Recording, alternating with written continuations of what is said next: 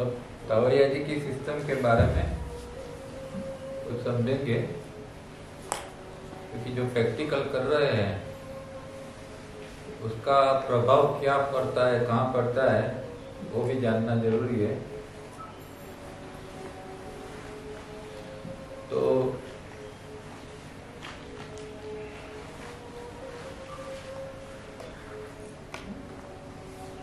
एक सिंबॉलिक रूप में गीता को पहले समझते हैं और फिर टावरिया जी की सिस्टम के साथ कनेक्ट करने का प्रयत्न करेंगे। गीता का जो उद्भव हुआ वो महाभारत के संग्राम के दौरान हुआ, ठीक है। अब ये सब जो पात्र है महाभारत के, उसको हमारे अंदर ही उसको लेना है। मतलब साइकोलॉजिकल लेवल के ऊपर हर एक पात्र हमारे अंदर किस रूप में है। हम सब पात्रों का नाम तो जानते हैं कि भाई 5 पांडव थे, 100 कौरव थे। 5 पांडव का नाम भी जानते हैं। कौरव का भी जो खास प्रमुख था दुर्योधन वगैरह। उसके अलावा जो थे कुछ महारथी जो कहते हैं, कर्ण जैसे भीष्म थे, कर्ण थे, द्रोणाचार्य थे, ये जो सारे थे। और इन सब के साथ में भगवान श्री कृष्ण थे। तो उसको किस तरह समझेंगे सिंबॉलिकली? जैसे कि रणभूमि है, तो रणभूमि क्या है? रणभूमि क्या है हमारे अंदर? हाँ, इमोशंस, शरीर, क्षेत्र, जो शरीर है वो रणभूमि है। यहाँ सब युद्ध चल रहा है ना, अंदर सब युद्ध अंदर ही चल रहा है ना।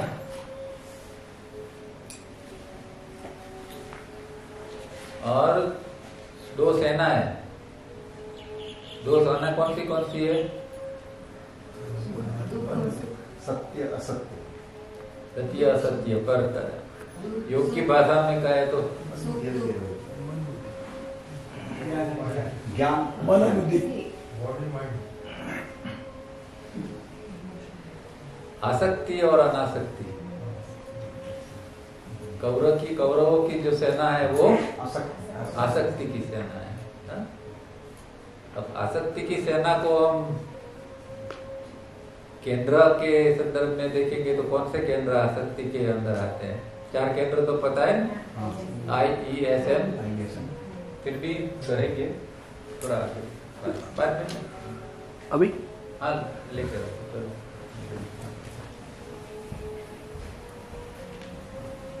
शो बजे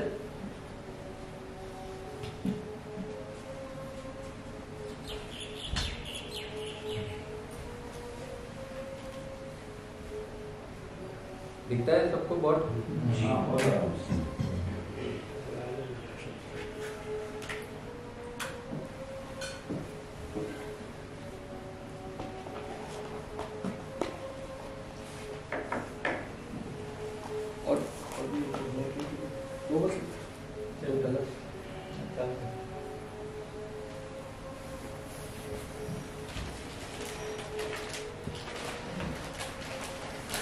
तो आसक्ति के केंद्र के अंदर कौन से आते हैं?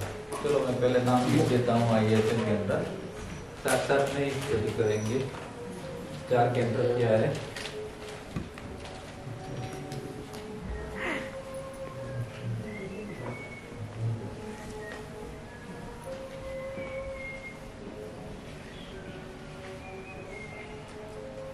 आई का मतलब इंटेलिजेंस, तत्व, इंटेलिजेंस नहीं, इंटेलेक्चुअल। ये इमोशन, ये सेक्स और ये इमोशन, मूवमेंट, ठीक है। इसको क्या कहेंगे? बुद्धि, बौद्धिक। हाँ? वो बाद में है। ये तो इंटेलेक्चुअल का ट्रांसलेशन है। इसको भाव, ये काम, काम, और ये गति, ठीक है। अब इसको हम तीन जो गुण है उसके अंदर उसको ये कर सकते हैं। तो ये भौतिक कौन सा गुण है? सत्व है। ये रजस, ये रजस,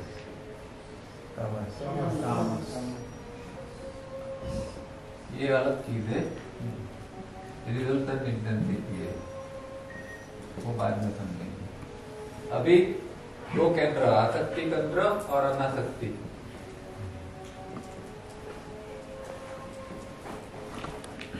और अनासक्ति,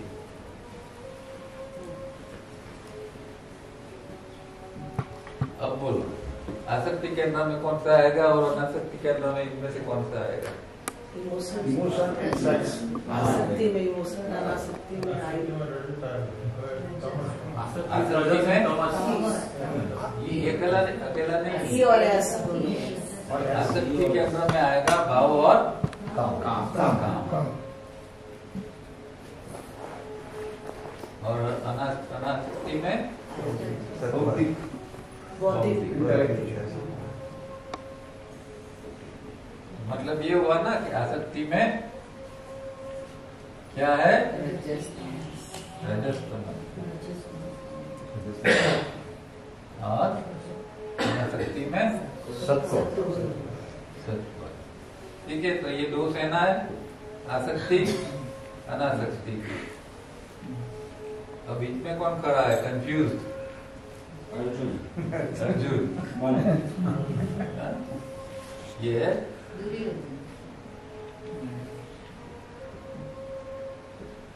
क्या हो गया था उसको? अटैचमेंट। अब था वो आदमी अनासक्ति का, पर आ गया उसके अंदर भी आसक्ति। ये तो सब मेरे है, इसको कैसे मैं मारूं? हाँ? तो अच्छा साधक था, पर कभी कभी अच्छा साधक भी आसक्ति में घुस जाता है। तो उसके अंदर आसक्ति आ गई तो वो युद्ध नहीं कर पाता। अब कौन सा युद्ध करना है ये तो बात की बात है। हमें साधक के रूप में कौन सा युद्ध करना है? रजस और तमस गुण पर काम करना। रजस और तमस गुण पर काम करना है, ठीक है। तवरिया जी की भाषा में किसके ऊपर काम करना है? हर एक अंदर, हमारे अंदर सैनिक है, और एक सैनिक क्या है?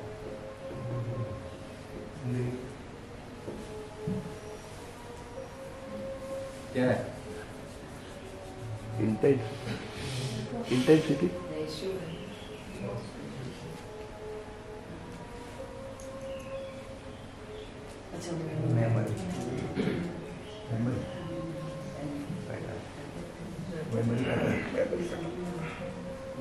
लाखों मेमोरी पैटर्न है, तो युद्ध के अंदर भी लाखों सैनिक होते हैं ना। अब ये जो मेमोरी पैटर्न है ये भी ये दो भाग में है, ठीक है। कुछ मेमोरी पैटर्न कैसी है? सत्व प्रधान है, कुछ मेमोरी पैटर्न। अब युद्ध किसके बीच में है? दोनों के बीच में सत्व और रजस तमस। हाँ, तो ये मेमोरी जो है कुछ सत्व की अच्छी मेमोरी है, पैटर्न है, और कुछ रजस तमस की जो है अंदर उत्तेजना वाली, कामना वाली, कुछ चाहिए, डिमांड ऐसी है। तो हमारे अंदर हम जब हम अंदर देखते हैं तब पता चलता है। ये खाली ये साइंस जो है वो साधक के लिए, जिसको अंदर जाना है, अपने अंदर सुधार लाना है, करेक्शन करना है। तो क्या किसको करेक्ट करोगे? तो ये देखना है कि मेरे अंदर कौन सी मेमोरी पैटर्न रजस तमस वाली है और कौन सी सत्व वाली है। तो हमें किसको प्रोत्साहन देना है? सत्व को। इसको चाहे मेमोरी पैटर्न लास्ट में तो सबको खत्म कर देना है, कोई भी मेमोरी पैटर्न नहीं चाहिए, क्योंकि मेमोरी पैटर्न है तब तक मोक्ष नहीं मिलेगा, वो अच्छी है या बुरी है। तो लास्ट में तो सब खत्म करना है, पर अभी आगे बढ़ने के लिए ये मेमोरी पैटर्न का उपयोग करना है और इसको कम करते जाना पड़ेगा, ठीक है। तो हमारे अंदर का जो युद्ध चल रहा है हर समय खींचता रहता है। एक भाव सुबह में अच्छा आता है कि मुझे ये करना है, कल दोपहर तक में दूसरे भाव आ जाते हैं, वो चीज को नहीं करने देते हैं। तो हमेशा एक युद्ध चलता रहता है और वो युद्ध को उसको कम करने के लिए या इसके ऊपर विजय प्राप्त करने के लिए फिर हमें ये सब करना पड़ता है।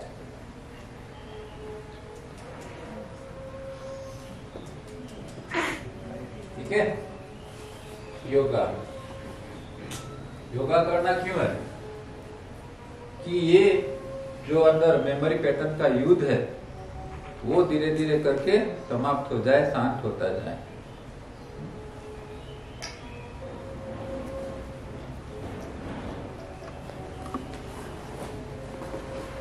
सर, ये मेमोरी पैटर्न को ऑब्जर्व कैसे कर सकते हैं?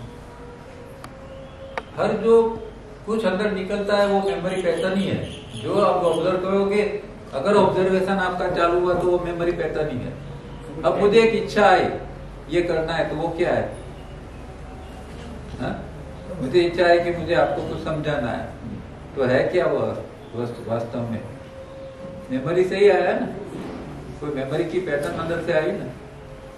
क्या मुझे कुछ और है कि आज अच्छा कुछ खाना है, तो वो क्या है? जो मन बोल रहे हैं कि मन और मेमोरी पैटर्न से, मन शब्द इन जनरल है।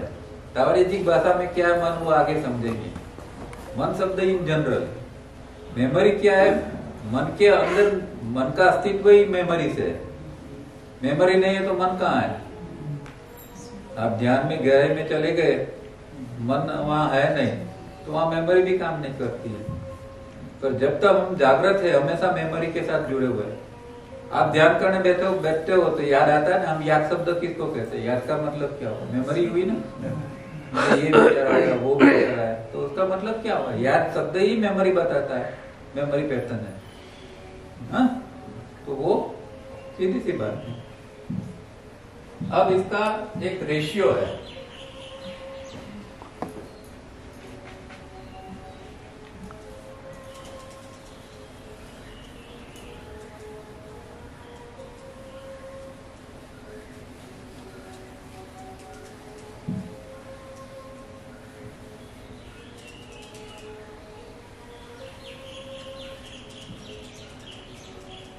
इसकी इंटेंसिटी होती है।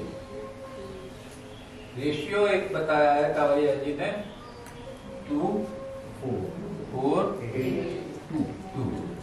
ठीक है। अब इसको क्या कहते हैं? 2 मतलब एक्चुअली है 2000, ये है 4000, ये 8000 और 2000। इसको क्या कहते हैं? इंटेंसिटी।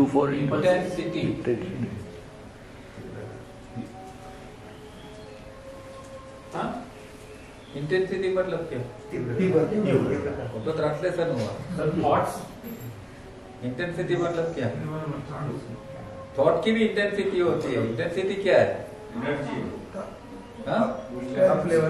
सर ये मेमोरी पैटर्न से, मेमोरी पैटर्न की इंटेंसिटी है जो शक्ति उसकी। हाँ बोलो। Power force. अब कोई विचार बनता है तो विचार की इंटेंसिटी होती है, कम होती है, ज्यादा होती है। ठीक है। इसका मतलब क्या हुआ कि वो विचार कितना फोर्सफुल है, ट्रबल है या कम है, उसको इंटेंसिटी कहते हैं।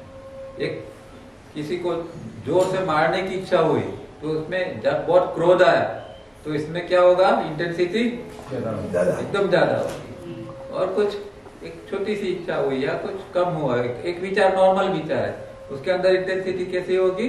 Strong wanting. स्ट्रॉन्ग वांटिंग, जितनी ज्यादा उतना ज्यादा डिजायर, जितनी ज्यादा होगा। और वो फिर अलग अलग सेंटर्स की अलग अलग होगी।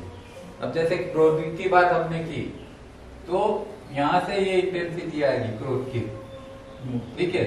तो ये दोनों में मिलके आएगी तो वो कोई भी इसका ये होगा इंटेंसिटी। मतलब कि वो 2000 हो सकती है, 3000 हो सकती है, 4000 हो सकती है। इनमें से दोनों मिला के इसकी कोई फिगर बनेगा। यहाँ जो है, यहाँ जो बनती है वो सत्व की इंटेंसिटी बनती है। हमें जो अच्छे विचार आते हैं, कुछ अच्छा करने का सोचते हैं या अच्छा करते हैं, उनसे जो बनती है वो सत्व की मेमोरी है। तो हमारे अंदर सत्व की मेमोरी, एक सामान्य आदमी है उसमें ज्यादा से ज्यादा 2000 बनती है।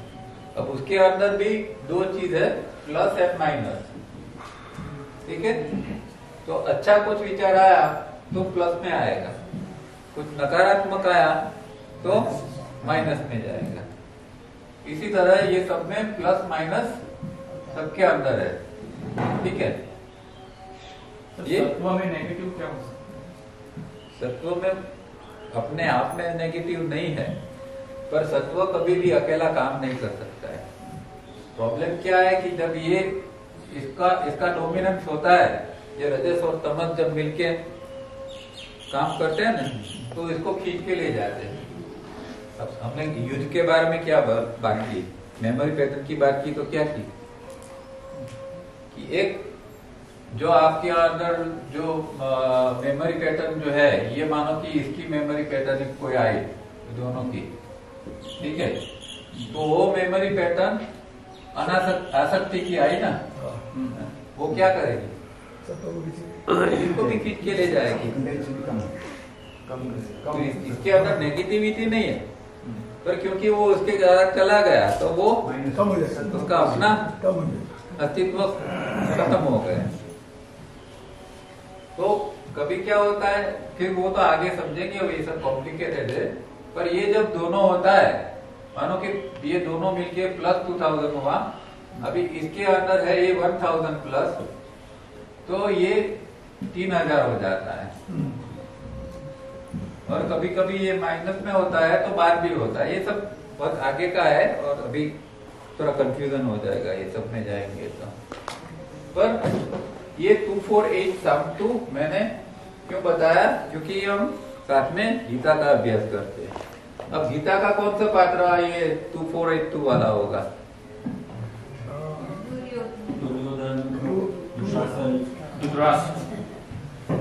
बहुत सारे सबसे पहले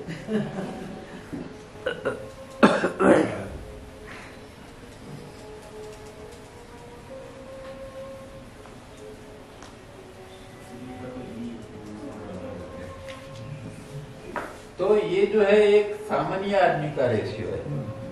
अब तावरिया जी का जो है, आप उसका साइंस का स्टडी करोगे तो वो सब सारी चीजें किसमें डाली हुई है, ये डायग्राम्स, ठीक है। तो ये डायग्राम 1 है। डायग्राम 1 जो है उसके अंदर ये इंटेंसिटी वाली व्यक्ति की बात है। पीछे आपने कभी देखा है कोई किताब खोल के purpose of birth and death या इंटेंसिटी चार्ट, अरे सॉरी इनर डिसिप्लिन, हाँ, उसके अंदर क्या है, पीछे डायग्राम्स है 5 ब्रेन के। वो जो है ये इसमें ये फर्स्ट डायग्राम की बात है। अब सबसे पहले जो आता है इसके अंदर कौन आता है, पहला नाम कौन सा आता है? सत्व। हाँ? किसके कारण, किसकी माया के कारण, किसकी आसक्ति का कारण ये युद्ध बना? धृतराष्ट्र। तो धृतराष्ट्र जो था वो कैसा था? ब्लाइंड। अंधा बाहर से क्या अंदर से? बाहर से। जब हम योग की बात करते हैं तो बाहर की बात ही नहीं है, हाँ? वो मन से अंधा था, बाहर से है या नहीं उससे मतलब नहीं है। शुरुआत तो सत्यवती से हुई ना, हाँ? सत्यवती से शुरुआत हुई ना उसकी। नहीं वो साइंस, वो थोड़ी उसमें जाएंगे, वो तो महाभारत और की भी मतलब महाभारत की तो सत्यवती की लालच की वजह से तो इतना प्रॉब्लम नहीं। महाभारत का युद्ध जो है वो किस लिए हुआ कि जो पांडवों को अपना हिस्सा देना है वो नहीं देते, उसके कारण। और कौन नहीं देता है? दुर्योधन नहीं चाहता है, और वो नहीं चाहता है तो उसका फादर भी वही चाहता है कि मेरा जो बेटा बोल रहा है वो सही है, बराबर। तो दुर्योधन जो धृतराष्ट्र है वो कैसा है? धृतराष्ट्र है वो द्विमुखी प्रतिभा वाला है, द्विमुखी है, उसकी पर्सनालिटी द्विमुखी है। बाहर से ऐसा दिखाता है कि ये पांडव भी मेरे बच्चे हैं, उसको ये करना चाहिए वो करना चाहिए, पर अंदर से वो अलग है। ये कौरवों के पक्ष में है, तो उसको इसलिए कहा जी गीता के अंदर द्विमुखी प्रतिभा वाला कहते हैं। फिर कहता है अतिशय घृणा वाला, जिसके अंदर बहुत घृणा है, ऐसा वो पात्र है। अंदर से एकदम वो नहीं चाहता है पांडवों को। फिर वो षड्यंत्र रचने वाला, कॉन्स्पिरेसी, वैसे षड्यंत्र रचता है शकुनी, तो उसकी पूरी सम्मति है उस पर, तो ये षड्यंत्र रचने वाला है। और वो कैसा मानव मन है? निर्बल और अंधा, अंधा है और निर्बल है, वो कुछ नहीं कर सकता, हेल्पलेस है। तो जो कोई बोलता है वही वो करता है। दुर्योधन फोर्स करता है कि नहीं ऐसा ही करना है, तो वो तुरंत सरेंडर हो जाता है कि हाँ ऐसा ही करेगा। तो ये जो धृतराष्ट्र का जो पात्र है वो प्योर 2482 के अंदर आता है। उसके साथ में फिर सब कौरवों के जो सब पात्र है वो सब उसके अंदर है।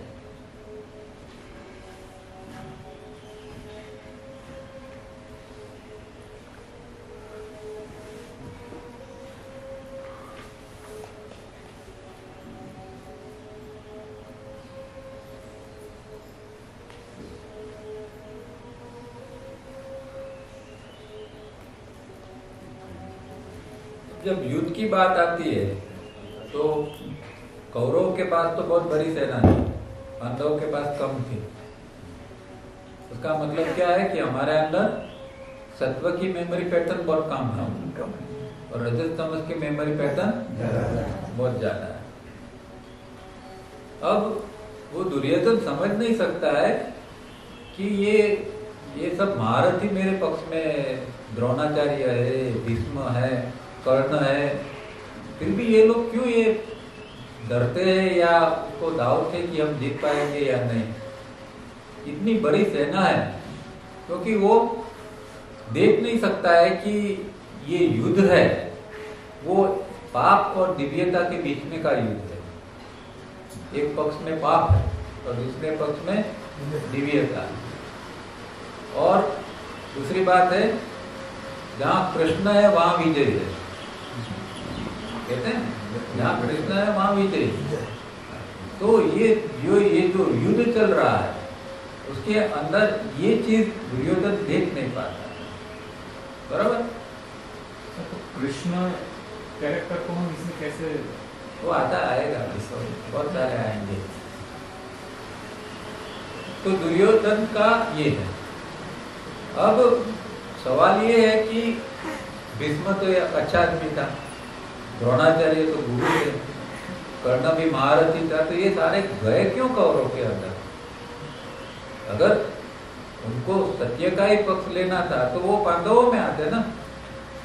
पर सब अपनी अपनी उनकी मर्यादा थी, कुछ फर्ज के कारण वो बंधे हुए। जैसे भीष्म ने तो प्रतिज्ञा लेके रखी थी कि मुझे तो जो राजगादी के ऊपर बैठेगा उसका मुझे रक्षण करना है, तो वो अपनी प्रतिज्ञा से, अपने फर्ज से बंधा हुआ था, इसलिए उसको कौरव के साथ ही रहता। द्रोणाचार्य था, उसका भी कुछ कारण था कि जिसके कारण वो, क्योंकि उसने राजा का अन्न खाया था, जब धृतराष्ट्र राजा था तो उसका अन्न खाया था, इसलिए उसको धृतराष्ट्र के साथ ही रहना। कर्ण तो एक अपना अपमानित व्यक्ति था, तो वो तो कौरव के पक्ष में वैसे ही था। अब ये तीनों को, खास करके भीष्म और कर्ण को हमारे अंदर किस तरह देखेंगे? हमारे अंदर क्या है भीष्म और कर्ण? भीष्म क्या है? प्रतिज्ञा मतलब क्या है? प्रतिज्ञा कौन लेता है? ई सेक्टर उसका ज्यादा था। हमारे अंदर प्रतिज्ञा कौन लेता है? भीष्म ने प्रतिज्ञा ली थी, ईगो। प्रतिज्ञा कौन लेता है? वो अहम है, पर अच्छी चीज है कि वो थोड़ा सात्विक अहम है। अहम भी अलग अलग होते हैं, उसमें सत्व का भी अहम होता है। जैसे कि मुझे कुछ अच्छा करना है तो उसमें भी अहम छिपा है, पर वो सत्व वाला है तो वो अच्छा है। इसी तरह भीष्म था, वो बहुत बड़ा कैरेक्टर था, पर वो जो था वो उसके अंदर प्रतिज्ञा ली, वो अहंकार की सूचक है, तो वो उसके अंदर अहंकार छुपा हुआ। इस तरह कर्ण भी बहुत बड़ा योद्धा था, पर उसके अंदर क्या था? उसको पढ़ोगे आपका उसका कैरेक्टर देखोगे तो क्या था उसके अंदर? हमेशा वो तो बाहर का एक था। इसकी साइकोलॉजी क्या थी? हाँ? वो हमेशा रोता रहता था, सेल्फ पिटी वाला था। जो आदमी हमेशा रोता है उसको क्या कहते हैं? सेल्फ पिटी। सेल्फ पिटी क्या थी पता है?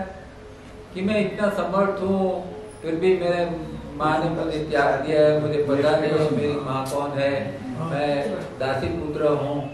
दासी पुत्र वो नहीं था, पर वो जो रथ चलाने वाला था, सारथी पुत्र था। तो हमेशा वो रोता रहता था, अपने अंदर पॉजिटिव को वो क्रिएट नहीं कर पाता था। वो अपनी मुझे नसीब ने धोखा दिया, ऐसा लोग कहते हैं ना। वो जो लोग सेल्फ पिटी में जीते उनको उनका कैरेक्टर देखना। मुझे अब वो बीमार होता है ना, कोई हॉस्पिटल देखने नहीं आता, देखो कोई हॉस्पिटल देखने, सेल्फ पिटी। हमें उसने फोन नहीं किया, मेरी तबीयत नहीं पूछा, सेल्फ पिटी। तो हमारे अंदर सेल्फ पिटी होती है। हम दूसरे को ध्यान क्यों अट्रैक्ट करते हैं?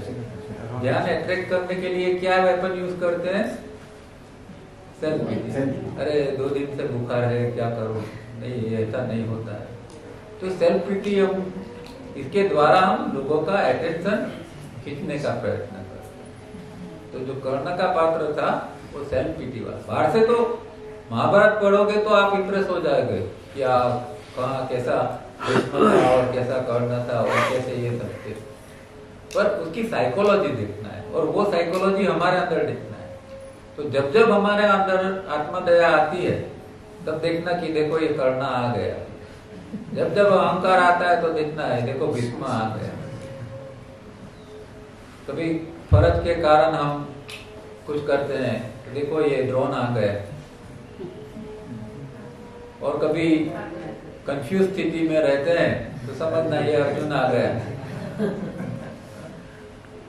बाद में हालांकि कृष्ण ने उसको बहुत सपोर्ट किया तो वो फिर आगे बढ़ गया और फिर ये सबसे निकल गया, और वो जो मेमोरी पैटर्न का युद्ध था वो उसने जीत लिया अर्जुन ने, वो कृष्ण की मदद से।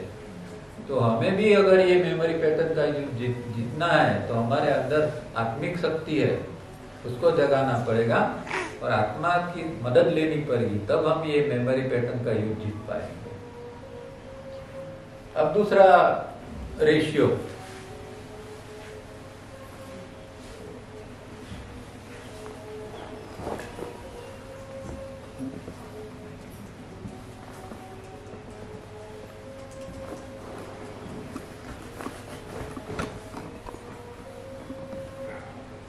दूसरा रेशियो कौन सा है?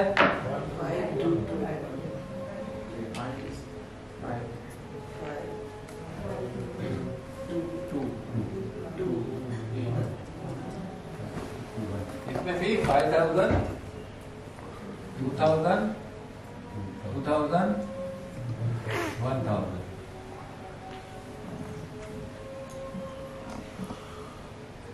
अब जो 2482 था उसके अंदर कैसा बैलेंस था? 2482।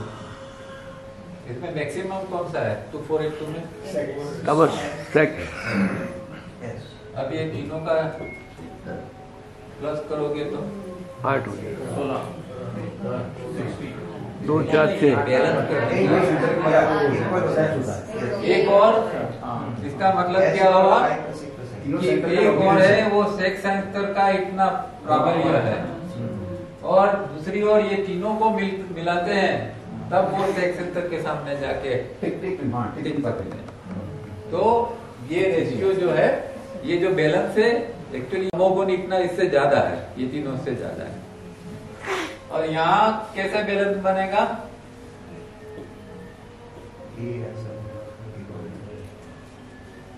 सत्व कैसे बैलेंस बना? सत्व का ज्यादा है, तीनों का मिला के।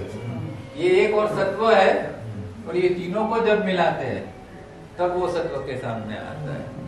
तो साधक के लिए कौन सा है? साधक जब आप साधना करते हैं तो क्या परिवर्तन आता है?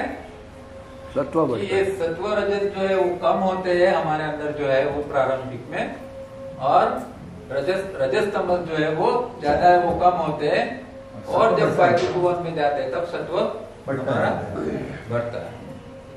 तो ये बैलेंस की स्थिति हुई। ये है डायग्राम 2।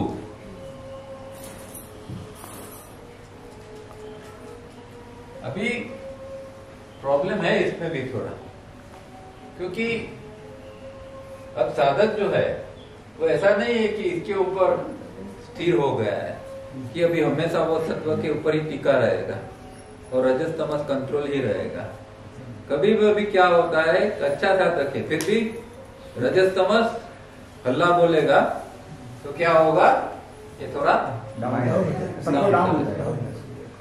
तो ये स्थिति को क्या कहेंगे? 5 to 1 कैसा है ये? 3A की स्थिति। 5 to 1 की स्थिति में है अभी, नॉट इस्टेब्लिश, अनएस्टैब्लिश। ये 5 to 1 में अभी स्थिर नहीं है, एस्टैब्लिश नहीं हुआ है, ठीक है, ये अनएस्टैब्लिश है।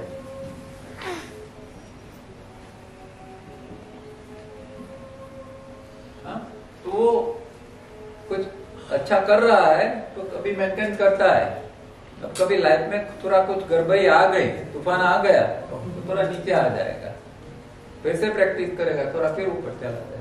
तो वो इस तरह दिन भर में, और ये परमानेंट नहीं है, ये दिन भर में सुबह दोपहर शाम रात हर समय ये सारी चीजें बदलती रहती है हर व्यक्ति के अंदर, चाहे वो नॉर्मल व्यक्ति है या साधक है। एक स्थिति कभी भी किसी की नहीं होती, हर मोमेंट के अंदर स्थिति बदलती रहती है। आप अभी यहाँ है, आपकी एक स्थिति है, बाहर जाओगे आपकी स्थिति बदल जाएगी। अभी यहाँ थोड़ा सत्व होगा, बाहर जाओगे किचन की ओर तो रजस तमस बढ़ने लगेगा, खुशबू आएगी तो इसमें कारण कुछ भी हो सकता है। तो ये अनएस्टैब्लिश स्थिति है। जितनी आप ज्यादा प्रैक्टिस करोगे इतना जल्दी आप इसके अंदर धीरे धीरे स्थिर होते जाओगे। तो स्थिर होते जाओगे तब स्थिति क्या बनेगी? 5 to 1 5 to 1 स्टेबल। एस्टैब्लिश। इसको क्या कहेंगे? Diagram 3A। 3। ये एक पड़ाव है, ये एक स्थिति है, लक्ष्य। ये लक्ष्य तो है, पर जब जो व्यक्ति वहां पहुंची है वो एक स्थिति बन गई उसकी, ठीक है। पहले अर्जुन ये स्थिति में था, अनएस्टैब्लिश में था, इसलिए वो युद्ध की शुरुआत में जो गड़बड़ी हो गई उसके अंदर, थोड़ा नीचे चला गया। फिर कृष्ण ने सपोर्ट किया तो धीरे धीरे करके वो 3A तक पहुंच गया। 3A के बाद नीचे नहीं जाता होगा साधन। नॉर्मल कोर्स में नहीं जाता है, नॉर्मल कोर्स में वो स्थिर रहता है। छोटा मोटा कुछ होता है, बहुत बड़ा कुछ आ जाता है तो थोड़ा हो सकता है, नॉर्मल कोर्स में नहीं।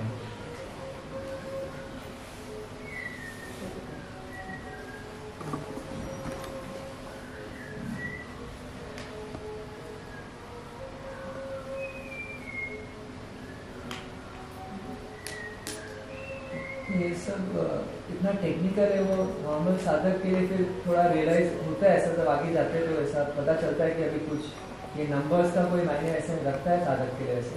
ये तो साइंस है, हाँ, साइंस के रूप में समझोगे तो अंदर चेंज आएगा तो उसको पता चलेगा ना, क्लैरिटी आएगी, कोई फिगर की जरूरत नहीं है। हाँ राइट।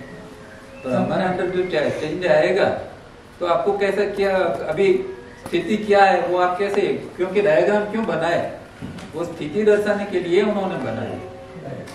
सर जैसे न्यूकमर्स के लिए, मेरे लिए तो ये है कि सत्व रजस तमस के एग्जांपल्स थोड़े आप बताएंगे कि क्या है, जो समझना कैसे आसान होगा कि सत्व क्या है, रजस वो बहुत बेसिक चीज है। फिर भी सर सत्व रजस तमस को वो तो समझ के आना चाहिए। फिर भी देखेंगे अब शाम को प्रश्नोत्तरी का भी सेशन है।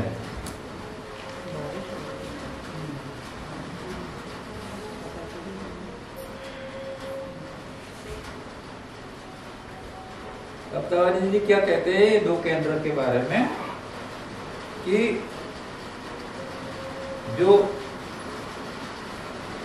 अनासक्ति केंद्र है वो जैसे जैसे हम बढ़ाते हैं तो वो जो है वो आसक्ति केंद्र जो है वो दुर्बल होता जाता है। तो जो हमें काम करना है अनासक्ति केंद्र को मतलब कि सत्वों को बढ़ाना है, रजस्तमस को कम करना है, बात तो यही है। पर ये चीज वो एक खास एक यहाँ पॉइंट कहते हैं कि हमारी दूसरी भी जो दुर्बलता है जैसे कि धूम्रपान, मदिरापान, ज्यादा नींद लेना, गलत समय पर आहार करना, इन सबको अगर छोड़ना है तो यही पैटर्न से काम करना पड़ेगा क्योंकि आसक्ति केंद्र अनासक्ति केंद्र वहीं भी है। ये सारी चीजें जो है वो आसक्ति केंद्र की है। तो जैसे जैसे आप अनासक्ति केंद्र को बढ़ाओगे तो वैसे वैसे ये जो दुर्बलता है उसके ऊपर आप काम कर पाओगे, इससे निकल पाओगे। तो ये पॉइंट हमारे लिए बहुत अच्छा है। और लास्ट में सबसे इम्पोर्टेंट चीज क्या है कि हमेशा श्री कृष्ण का स्मरण और मदद की मांग, डिमांड, हमेशा एक प्रार्थना करते रहो। जब जब आपके अंदर संकट आए, तकलीफ आए, हमेशा एक प्रार्थना करो कि मुझे मदद की जरूरत है, तो एक मदद अंदर से मिलेगी, सत्व बढ़ेगा। ये नहीं करते, हमारा ईगो इतना पावरफुल है कि हम इस तरह बाहर से मदद नहीं लेते हैं और अंदर अंदर झगड़ते रहते हैं, इसलिए हमारी कोई गति नहीं होती है। तो शरणागति का भाव आना चाहिए।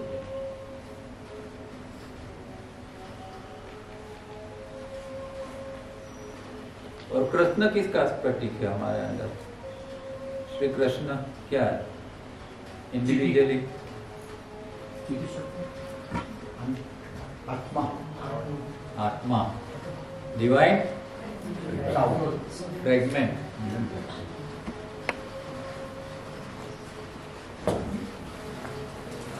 अब क्यों अर्जुन को कृष्ण ने मदद की, दुर्योधन को नहीं की? भीष्म तो अच्छा आदमी था, उसको भी नहीं की। सत्य पे चलना। हाँ,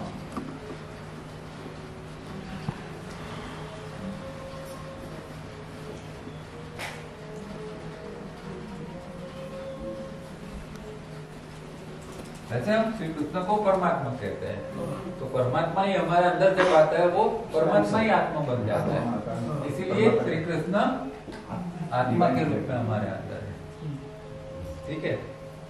और अर्जुन को सत्व के मार्ग पर चलना था, तो कृष्ण किसको मदद करता है? जो सत्व के मार्ग पर चलना चाहता है, सत्य के मार्ग पर, उसको मदद करता है, ठीक है। तो ये हमारी चॉइस है कि कौन सा केंद्र के ऊपर हम चलना है, आसक्ति केंद्र पर, अनासक्ति केंद्र पर, कृष्ण की मदद लेनी है, ये सब इसके ऊपर डिपेंड करता है।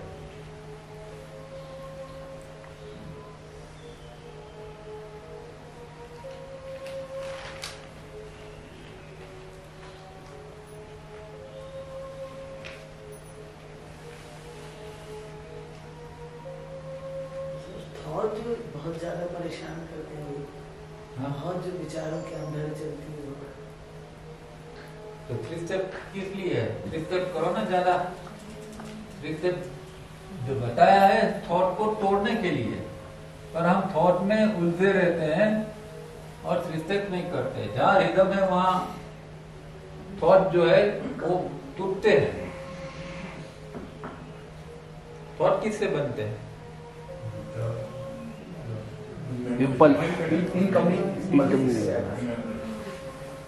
विचार। अब पूरा कावड़िया जी का विज्ञान है वो विचार के ऊपर है। एक विचार कैसे बनता है? इम्पल्स आते हैं, हमारे फ्रंट लोग में जब से टकराते हैं वहाँ विचार।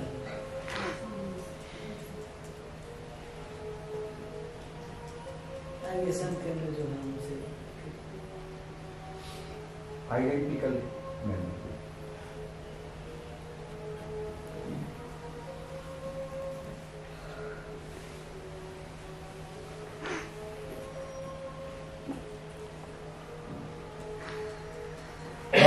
इनकमिंग इम्पल्स का मतलब क्या? हमारे बाहर से तो इंद्रियों से सभी आता है, विचार, खुराक। भगवान ने हमें 5 इंद्रियां दी है, जिसका उपयोग हमें किस लिए करना है? जीवन जीने के लिए। कान से सुनते हैं तो इंद्रिय, आंख से देखते हैं, स्पर्श करते हैं, खाना खाते हैं, हाँ? तो ये सारी इंद्रिय है, उसको क्या कहते हैं? ज्ञानेंद्रिय, मतलब ज्ञान देती है। मैं आंख से देखता हूँ, मुझे पता चलता है कि ये पेड़ है, किस चीज का पेड़ है वो पता चलता है। तो जो जहां मेरी नजर गई और वहां से कुछ चीज निकल के मेरे अंदर आई, उसको क्या कहते हैं? इम्पल्स। वो अंदर आ रहा है, इसलिए इसको इनकमिंग कहा। मतलब 5 इंद्रिय से कुछ भी जो अंदर आता है, कान से आएगा तो भी वो इम्पल्स होगा, स्पर्श किया ठंडा गर्म है तो भी वो इम्पल्स है। 5 इंद्रिय से जो आएगा उसको इम्पल्स कहते हैं। ठीक है, अब वो कहां से आता है और कहां जाता है? 5 इंद्रिय से आ गया, फिर वो हमारे अंदर समान मेमोरी है, उससे मिलता है। अब वो ब्रेन में जाता है। अभी दूसरा सब साइंस है एस्ट्रल का, वो भी बाद में समझेंगे, पर मानो कि 5 इंद्रिय से आता है। अब एक्चुअली क्या है कि 2 चीज है, senses and sense organ.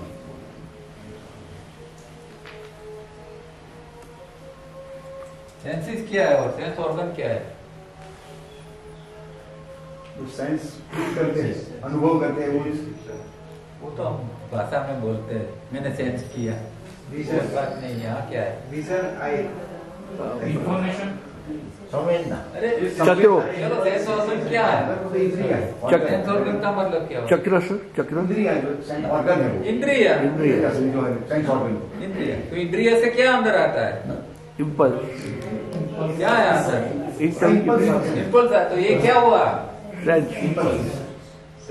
Sense का मतलब इम्पल्स। हम सेंस तो करते हैं, पर किसको? जो इम्पल्स आया।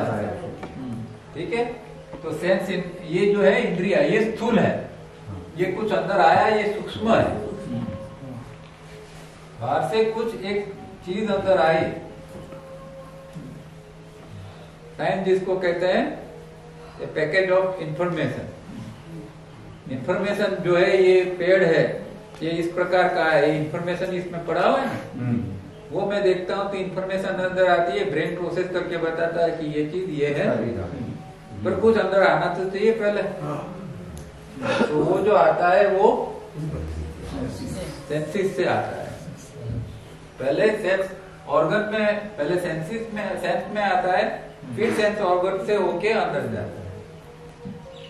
कान के ऊपर एक आवाज पड़ा, ठीक है, वो आवाज जो है वो पहले हम जब सुनते हैं उससे पहले की ये चीज है। मतलब कि जब ये क्या है, मानो कि ये आवाज आई और ये संगीत है, जो इंटरप्रिटेशन हुआ कि ये संगीत है, उससे पहले की जो प्रोसेस है वो ये सेंस है। मतलब अंदर आया, संगीत सुना तो अंदर आया, वो अंदर आके प्रोसेस करता है, वो कुछ हमें पता नहीं है।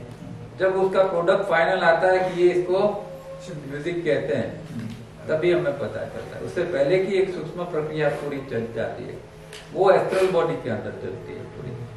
पर स्थूल लेवल पे ऊपर हम जब इसको ये करते हैं, अनुभव करते हैं कि ये चीज है या ये वो चीज है, इस तरह, तो वो ये सेंस ऑर्गन्स में लास्ट में उससे पता चलता है कि भाई ये चीज ये आई।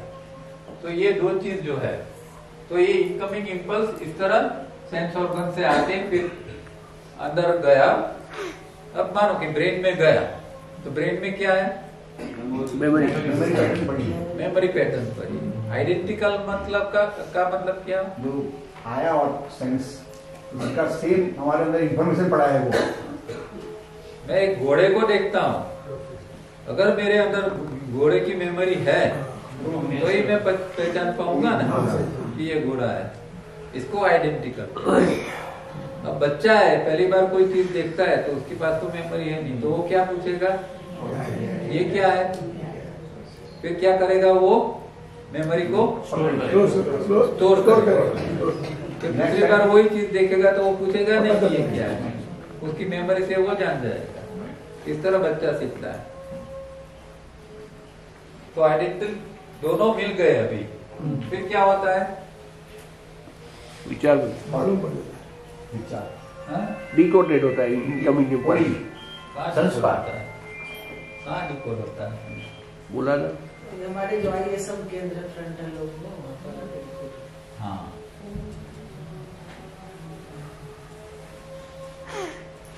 अब ये दोनों मिलके समझो कि एक पैकेज बना कुछ चीज का। हाँ, ये आइडेंटिकल मेमोरी पैटर्न कहाँ है, यहाँ पीछे है। तो इंद्रिय से यहाँ से स्पाइन से होके ये इनकमिंग इम्पल्स ब्रेन में जाता है। ब्रेन का पीछे का हिस्सा है, उसको मेमोरी पूल कहते हैं।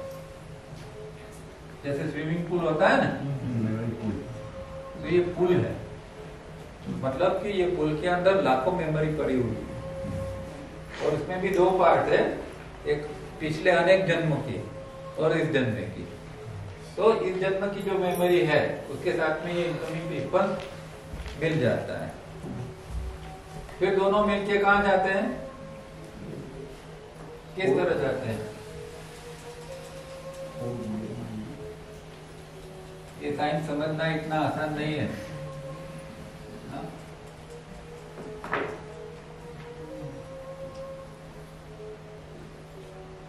ये स्पाइन है, ये इनकमिंग इम्पल्स आया यहाँ, ये मेमोरी पैटर्न मेमोरी पूल में जो पैटर्न है उसके साथ मिला। अब क्या होगा, अब कहाँ जाएंगे ये? हाँ, यहाँ क्या है, ये फ्रंट लोब, इसको क्या कहते हैं?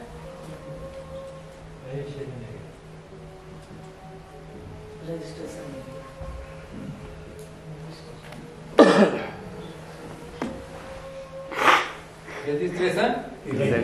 एरिया। कैसे जाएंगे ये? यहाँ से ऊपर होके यहाँ आएंगे। हाँ, दोनों मिलके। अब यहाँ ये 4 केंद्र है। अब कोई भी केंद्र के ऊपर ये चीज, अभी ये चीज जो आ रही है ना वो कोडेड फॉर्म में है, वहां लैंग्वेज नहीं है। इनकमिंग इम्पल्स जो अंदर आया अभी उसके अंदर लैंग्वेज नहीं है, वो तो एक इम्पल्स है। उसकी जो उसके अंदर जो पोटेंशियल क्या है वो चीज हमें अंदर आई, इसको इम्पल्स कहा हमने। आइडेंटिकल मेमोरी पैटर्न, ये दोनों मिलते हैं। अब ये कोडेड फॉर्म में है। जब वो डिकोड होता है तभी हमारी भाषा में वो विचार बनता है। ठीक है, तो ये दोनों कोडेड फॉर्म में यहाँ आए, यहाँ रजिस्ट्रेशन एरिया में डिकोड हो, और डिकोड होते तब विचार बनता है, और ये केंद्रों के ऊपर विचार बनता है। सर ये वाला पॉइंट ये सेंस जो है वो स्पाइन के थ्रू आ रहा है। हाँ, इनकमिंग इम्पल्स वो स्पाइन के थ्रू आता है। हाँ, 5 इंद्रिय से जो आते हैं वो एस्ट्रल में जाते हैं। एस्ट्रल में नाड़ी होती है, इडा पिंगला से आते हैं, और वो जब फिजिकल में आते हैं तब हमारे स्पाइन से जाते हैं। स्पाइन में नर्वस सिस्टम है, क्योंकि ब्रेन का भी उपयोग करना है, तो फिजिकल लेवल पर नर्वस सिस्टम का उपयोग होगा। और इम्पल्स जो है वो इडा पिंगला से, इधर इडा और पिंगला से जाता है। 2 चीज होती है, एस्ट्रल लेवल की अलग है, फिजिकल की अलग है। हाँ, तो ये यहाँ आया, डिकोड हुआ। अब जो आपकी जो मातृभाषा है, जो आप सोचते हैं, कोई हिंदी में सोचता है, कोई गुजराती में सोचता है, कोई बंगाली में सोचता है, तो जब विचार बनेगा तो वो भाषा में बनेगा। तो वो चीज बाहर से देखी, उसका यहाँ आके विचार लास्ट बना, और वो हमारी भाषा में बना। अब वो विचार सत्व के रूप में भी हो सकता है, रजस के रूप में, तमस के। पर नॉर्मल कोर्स में रजस तमस का एक होगा, सत्व का अलग होगा। अगर वो प्योर सत्व के रूप में आया ये इम्पल्स, कोई बहुत एक बहुत अच्छा नजारा देख लिया, सनराइज हो रहा है, सनसेट हो रहा है, तो कैसा इंपल्स आएगा अंदर? वो कहाँ जाएगा, कहाँ जाके वो खुलेगा? आई में आएगा ना। तो यहाँ से इंपल्स आया, कुछ अच्छी चीज देखा है, तो इसके अंदर मेमोरी भी है, उसके साथ में यहाँ आएगा, तो वहाँ ये यहाँ इंटेलेक्चुअल सेंटर के भी जाके वो डिकोड होगा। तो जो विचार बनेगा वो सत्व का विचार बनेगा। हम एकदम अभिभूत हो जाएंगे, वाह क्या दृश्य है, कोई विचार नहीं आएगा आगे, तो ये होगा। और उसके बदले में कुछ ऐसे कुछ ये आ गए इम्पल्स, जो बेसिकली जो देखा, मानो कि दो व्यक्ति झगड़ रहे हैं, उसको हमने देखा, तो कैसा इम्पल्स आएगा अंदर? कैसा इम्पल्स आएगा अंदर और कहाँ जाके खुलेगा? ये ऐसा ही होगा ना, या इसके ऐसा ही होगा। तो कोई झगड़े वाला इम्पल्स अंदर आ गया और वह कहाँ खुलेगा? ये के ऊपर खुलेगा। तो इस तरह का विचार बनेगा, ठीक है।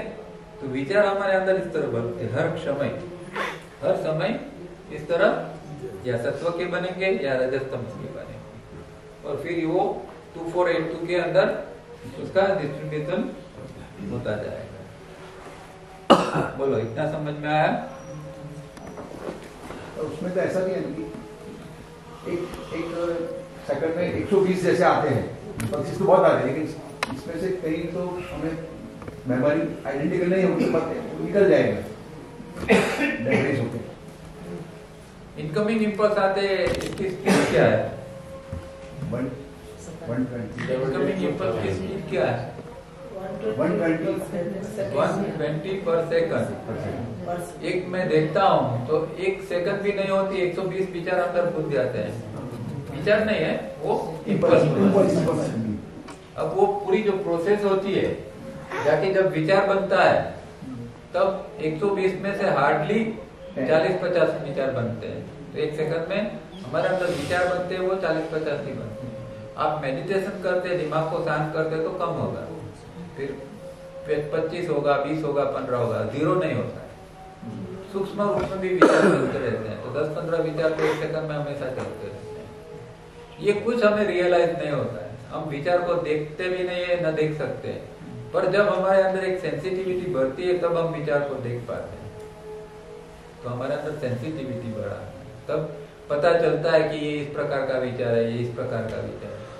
और अब विचार को ही देख नहीं सकते, तो इम्पल्स को देखने की तो बात ही नहीं है। इम्पल्स तो कितना सूक्ष्म होगा। तो ये इसमें से कुछ विचार, 120 में से कुछ विचार बनते हैं पर सेकंड, पर इसकी कंटिन्यूटी है, इसीलिए हमें पता नहीं चलता। ऐसे जैसे कि यहाँ कोई पिक्चर देख रहे हैं, इस तरह हमारे अंदर विचार चलते जाते हैं कॉन्स्टेंटली। तो इस तरह हमारे अंदर एक फिल्म हमेशा चलती रहती है। बोलो, इतना समझ में आया?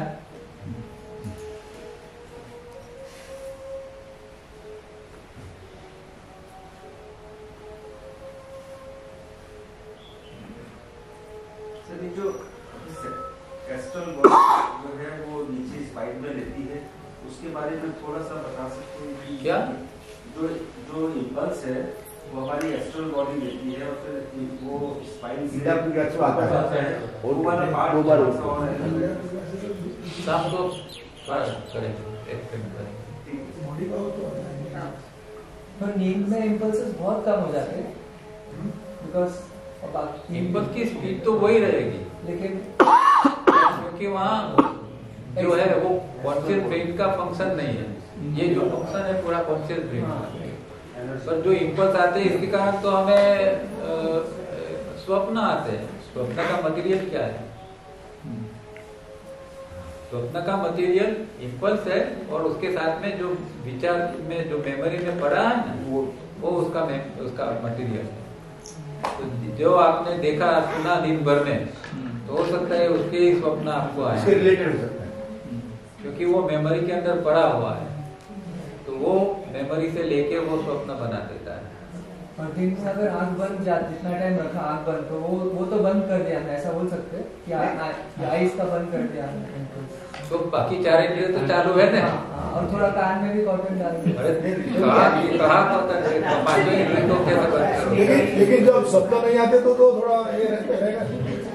हर बार शब्द तो आते नहीं, ऐसा है थोड़ी है। स्वप्न में याद नहीं रहते इसलिए आप कहते हैं स्वप्न नहीं आते। किसने कहा स्वप्न नहीं आते? तो याद नहीं रहेगा तो उसमें स्वप्न कैसे बोलते? पता नहीं है हमें, कोई चीज का अस्तित्व हमें नहीं पता है इसलिए इसका अस्तित्व नहीं। अभी भगवान है या नहीं हमें पता नहीं है, इसका मतलब ये होगा कि भगवान है। अरे वही मैं एग्जांपल दे रहा हूँ कि जो चीज का पता है उसका ही अस्तित्व है। स्वप्न का हमें पता नहीं चलता कि हमारे अंदर याद नहीं है रहता है तो उसका अस्तित्व नहीं है। हजारों स्वप्न आते हैं एक रात के अंदर, एक सपना नहीं, 2 सपना नहीं, खाली एक 6 घंटे की नींद के अंदर कुछ ही समय होता है जब डीप स्लीप आती है 20-20 मिनट की, उसके अंदर स्वप्न नहीं आते हैं। बाकी पूरी रात जो है वो स्वप्न से चलती है, हमें याद नहीं रहता है। इसका मतलब ये है कि स्वप्न नहीं है। पढ़ो जरा साइंस पढ़ो उसका, स्वप्न का क्या है।